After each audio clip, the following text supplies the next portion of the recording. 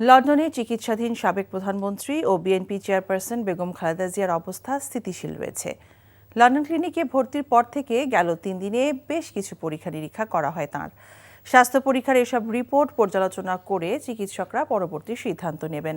খালেদা জিয়ার শারীরিক পরিস্থিতি নিয়ে আজ ব্রিফিং করার কথা রয়েছে চিকিৎসকদের। লিভার বিশেষজ্ঞ অধ্যাপক প্যাট্রিক কেনেডির তত্ত্বাবধানে লন্ডন ক্লিনিকে চিকিৎসা চলছে সাবেক এই প্রধানমন্ত্রীর। সাপ্তাহিক ছুটি শেষে আরও কয়েকজন চিকিৎসক যোগ দেবেন খালেদা জিয়ার চিকিৎসায়। তাঁর চিকিৎসার সার্বিক তদারকি করছেন তার ছেলে তারেক রহমান এবং পুত্রবধূ ডাক্তার জুবাইদা রহমান। প্রতিদিনই বাসা থেকে হাসপাতালে খাবার নিয়ে যাচ্ছেন ছেলে ও পুত্রবধূ। এদিকে লন্ডন পৌঁছানোর পর থেকে পরিবারের সান্নিধ্যে বিএনপি চেয়ারপারসন বেগম খালেদা জিয়ার মানসিক স্বাস্থ্যের বেশ খানিকটা উন্নতি হয়েছে বলে জানিয়েছেন ব্যক্তিগত চিকিৎসক।